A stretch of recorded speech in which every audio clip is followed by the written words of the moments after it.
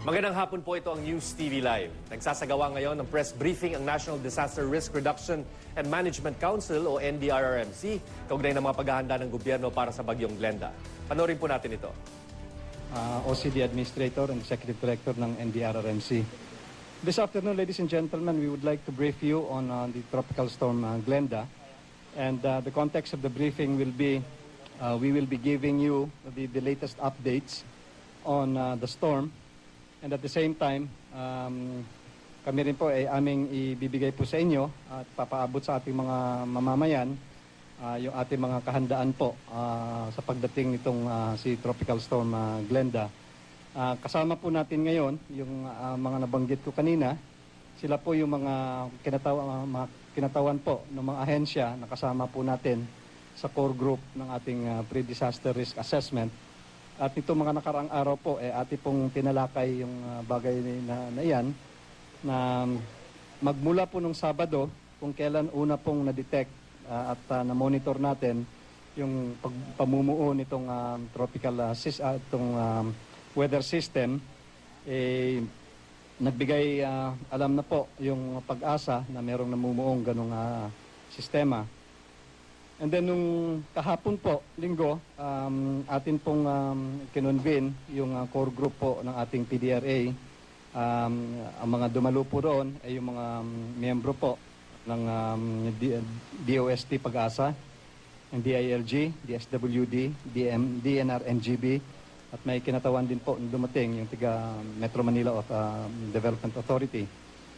In yesterday's meeting, the Pag-asa briefed the members of the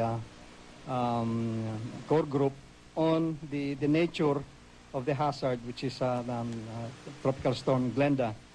And what was shown to the members of the group basically are the characteristics of the storm, wherein to include also the track that it was supposed to be following. And binigay din po sa atin ng Pag-asa yung ibang mga characteristic nitong tropical depression pa lang yata kahapon, ano? On the basis of the original track and the characteristics that was briefed to us by Pag-asa yesterday, we came up with certain way aheads to establish. We assessed the possible impact and the risks na siyang idudulot nitong bagyo na to pagdating sa atin. Ang detalya po nito ay papaliwanag na lang sa atin mamaya ng kinatawan ng Pag-asa. And on the basis of that, yesterday we had some way aheads, or we did some initial assessment on the possible impacts and the corresponding actions that the government will be undertaking, especially those concerned relative to response and preparedness. So coordinations were made starting yesterday, and since Pag-asa was giving us that there was going to be some changes possibly in the characteristic, both also in the strength and the volume of the rain, and to include the track. So true enough, as of early this morning, Pag-asa's briefing to us, nagkaroon nga po ng changes sa track, whereas yesterday, the projection was it was going further north in the area of Aurora, Quezon, Baler, Aurora. And sa araw po na to, kaninang umaga, nagkaroon ng changes. Again, i-briefing na lang po tayo na Pag-asa sa bagay na yan in a while.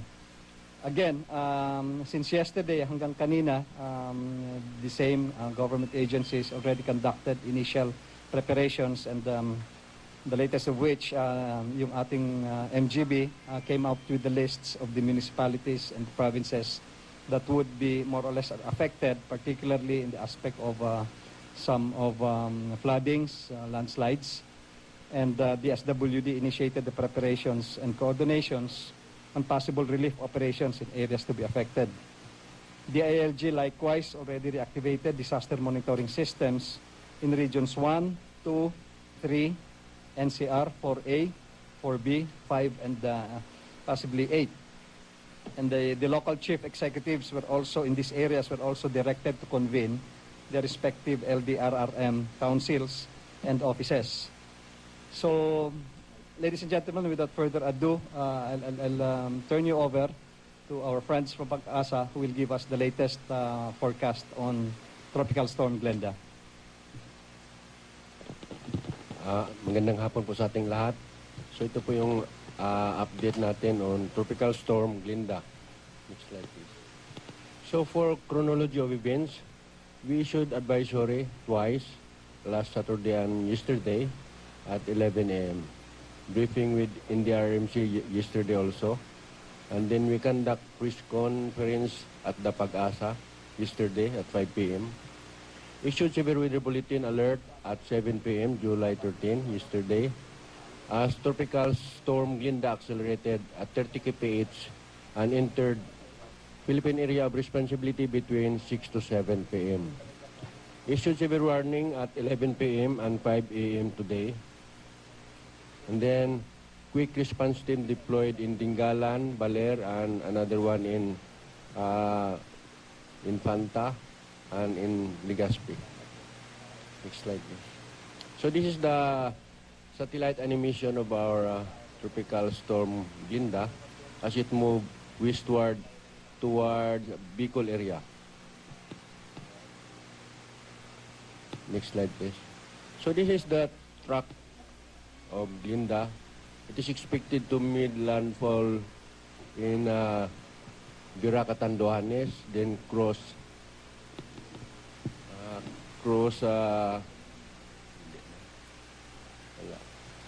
Camarines Sur, Camarines Norte, and then Quezon, and then Bulacan, Tarlac, and Pangasinan.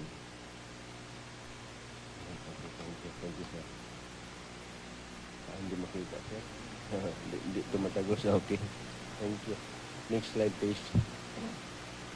So this is the previous typhoon similar to Glinda, si Milenio, in 2006. So ito yung dumaan ng Metro Manila, storm intensity siya ng dumaan. So marami ding damages na nangyari. Next slide please.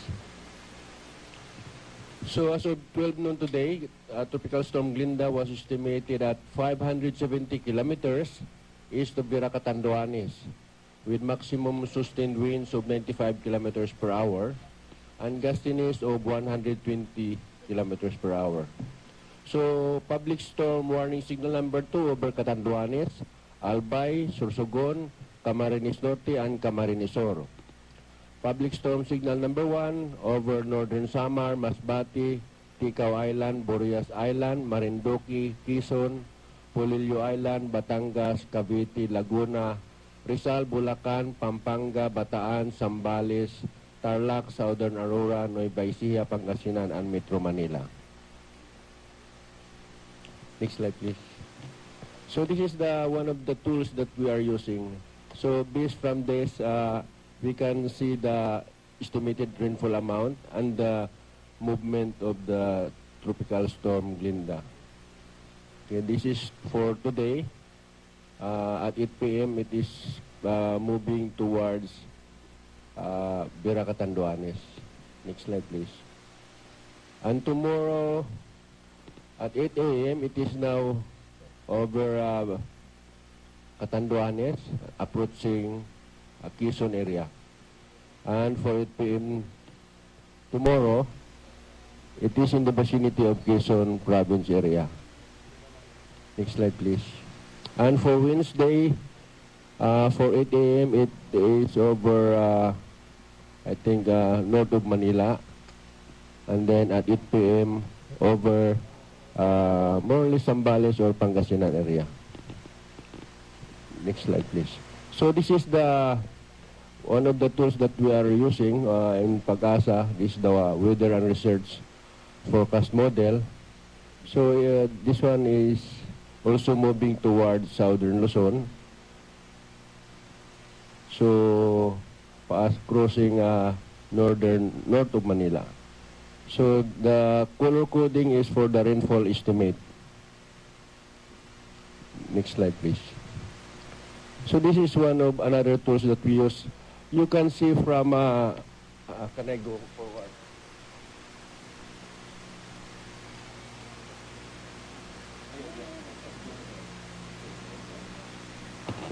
So ito yung bagyo natin. So makita nyo yung ridging tumatagos dito banda sa may Southern Luzon area. Kaya yung movement ni Glinda westward kasi nakaharang yung ridge ng high pressure area. But tomorrow we expect na ito ay gradually na mag-recede as it moves towards Southern Luzon or Bicol area. So ito yung nagdictate sa movement niya na westward direction. Ito yung ridge na tumatagos hanggang Southern Luzon. Next slide please. So what to expect? Tropical Storm Glinda expected to make landfall over Virac on Tuesday morning between 8 to 9 a.m. Then cross Camarines provinces towards Quezon area. Tropical Storm Glinda will start affecting Bicol region tonight, then the province of Quezon and Aurora tomorrow morning. Rains and gusty winds over southern and central Luzon, including National Capital Region, beginning Tuesday, becoming stormy in the evening until Wednesday. Flood and landslides are expected in Region 2, Region 3, NCR, and Bicol region. Next slide, please. Glinda will exit landmass of Luzon in the evening of Tuesday, and then Glinda will directly affect the provinces of Catanduanes, Albay, Camarines provinces, Sorsogon, Quezon, Southern Aurora, Nueva Ecija, Bulacan, Pampanga, Tarlac, Pangasinan, Zambales, Rizal, Laguna, Cavite, and Metro Manila. Next slide, please. What to do? Sea travel along the eastern seaboard of Luzon is dangerous to all types of sea vessels due to big waves generated by a storm. People living in low-lying areas and along mountain slopes are alerted for possible flash floods and landslides. Next slide, please. Okay, so that's all, folks. Thank you.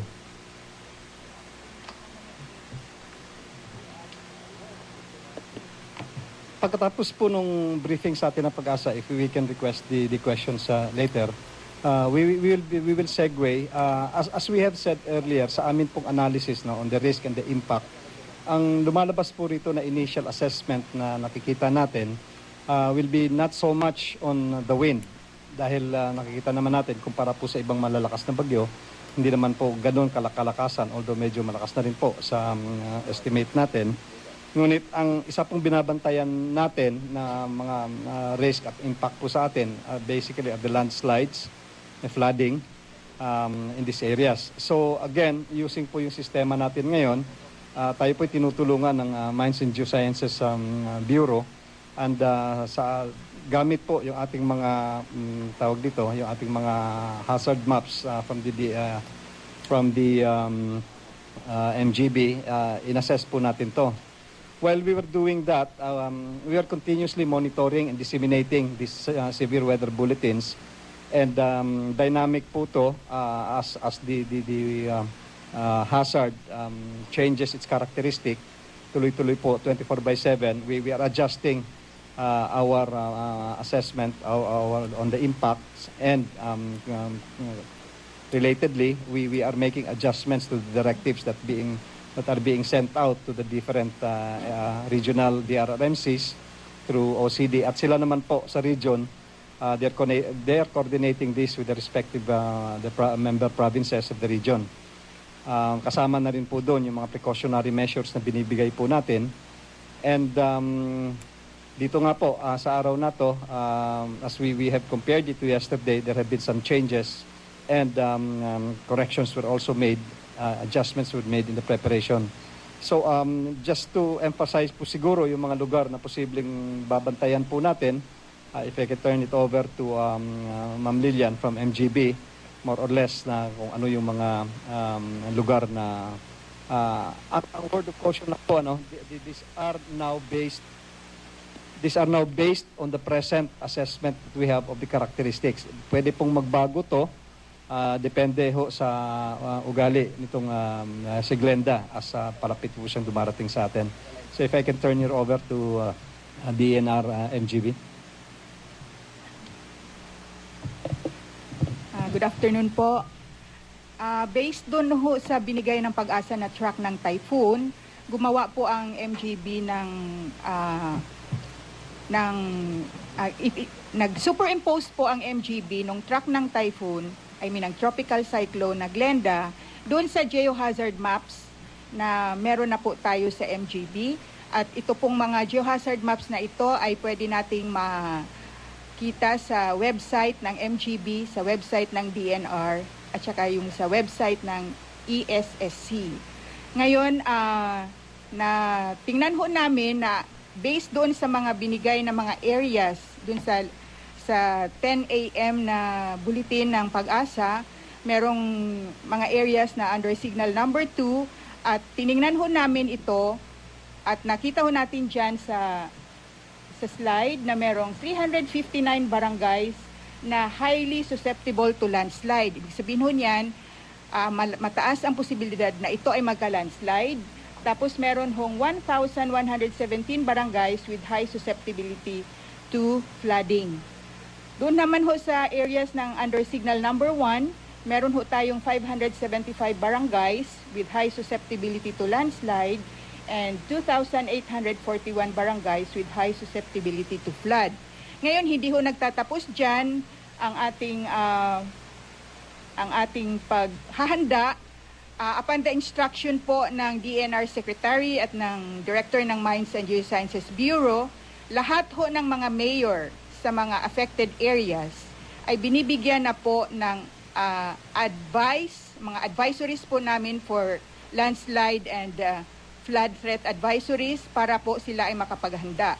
Ito hong mga advisories na ito ay binibigay right after matapos po namin ang aming geohazard assessment and mapping, at ngayon po na merong nakaambang panganib dulot ng Glenda, ito po ay nire-reissue. So every time po na merong ganitong panahon, nire-reissue ho ito sa lahat ng mga mayors sa mga affected na mga municipalities under those provinces. Thank you po. We just would want to emphasize po na para malinaw po tayo. Hindi po ibig sabihin na yung numero o yung dami ng mga barangay nito ay talagang magkakaroon. We would like to emphasize on the susceptibility and the high susceptibility at yan po bilang pagbibigay po ng warning kung saan yung we will segue now na based on the inputs of Pag-asa and MGB, yung atin pong mga kasamahan sa DENR, base po sa mga datos na yan, sila po ay nagbibigay po ng mga abiso at koordinasyon po sa mga local chief executives at mga local government units. Sa punto pong yan, we will request DILG through Director Alan Tabel for us to give us a short a briefing on what had been done by DILG so far for the past couple of days. Thank you, sir. Good afternoon po sa inyo lahat. Simula po kahapon matapos nagpulong ang PDRA core group at naibigay ng Pag-asa sa amin ang mga detalye kung saan posibleng dadaan ang bagyong Glenda. Kahapon po ng hapon ay inactivate natin lahat ng mga DILG regional and field offices sa halos buong Luzon at sinama na rin namin late last night ang Region 8 kasi sa forecast ng Pag-asa ay posibleng maapektuhan ng Northern Samar. At dito sa mga local government units sa mga regions na ito, upon the proper direction of the regional DRRM councils, inactivate yung mga local disaster risk reduction and management councils at yung kanilang mga offices. At the earliest report I got early this morning at 6 a.m. was that dito sa mga LGUs na to ay inactivate na nila ang incident command system para lubusang makapaghanda ang mga LGUs sa mga tamang kailangang gawin para paghandaan ang epekto ng bagyong Glenda. Kasama sa incident command system yung pagplano kung saan yung mga merong high susceptibility to landslides and flooding at dahil dito sa iyon ang mga secondary hazards na nakita, in-identify at inactivate na yung mga appropriate evacuation centers, safe evacuation centers doon sa mga lugar na yon. Hindi po lahat ng barangay merong evacuation center, so may mga clustering po na ginagawa ang mga munisipyo at syudad doon sa kanilang pag-activate ng kanilang evacuation centers. Chinek na rin po ng ating mga local government units yung lifelines, yung status ng lifelines katulad ng electric power, yung kondisyon ng mga tulay at yung mga river systems. And nakapaghanda o pinaghahandaan na po sa araw na ito yung posibleng pag-preemptive evacuation. Depende po yon sa susunod na mga datos na magagaling sa Pag-asa at sa MGB kung tataas yung risk doon sa mga population na nakatira malapit sa mga waterways at sa mga low-lying areas in the case of floods and in the case of landslides, yung mga nakatira sa paanan ng mga bundok na mataas ang susceptibility to landslides. Kaninang umaga, natanggap na rin po namin yung report galing sa field na marami ng LGUs ang naghanda or inactivate yung kanilang mga search and rescue teams. Kasama na dito yung mga health workers, medical workers, and nag-issue na rin po sila ng warning yung mga coastal LGU, especially dito sa eastern seaboard ng Luzon at pati na rin po yung western seaboard, southern Luzon, ay nagbigay na ng babala sa mga mangingisda na simula ngayong gabi ay iwasan na ang pagpalaot at hindi na muna isugal yung kanilang buhay sa pangingisdaan. Instead, makipag-coordinate sa kanilang mga local government units para doon sa kanilang mga immediate na pangangailangan. And yung mga local chief executives, especially doon sa mga lugar na meron ng typhoon public storm warning signals, ang iba nag-umpisa nang i-activate yung suspension of classes. Lunes po ngayon, may mga syudad po na at mga malalaking munisipyo na nag-umpisa na yung klase, and yung iba na napaloob na sa signal number 2 at signal number 1 ay nag-conduct na po ng suspension of classes. Isa pang mahigpit na instruction ng ating Secretary of the Interior Local Government, Mar Rojas, sa DILG at sa Philippine National Police at sa Bureau of Fire Protection, ang mga lahat ng chiefs of police, fire marshals at ang municipal local government operations officer ng DILG ay inatasan na effective today mag-coordinate closely with the mayors and the governors para sila mismo right there and then alam nila kung anong aksyon ang kailangang ibigay suporta doon sa mga local chief executives. Inumpisahan po natin itong aksyon na to simula nung bago pa man tumama yung Yolanda sa atin last year. At yung mga local DRRM councils ay inatasan na din na kasama sa kanilang paghahanda yung pag-alaga o to take care of the families of our first responders. Alam po natin, ang mga first responders natin ay ang nasa local government units.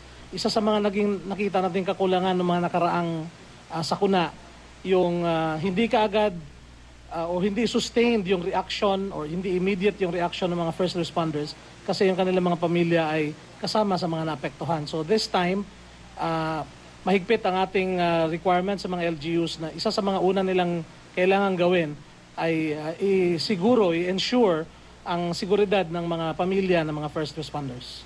Salamat po. Maraming salamat, Director Tabel.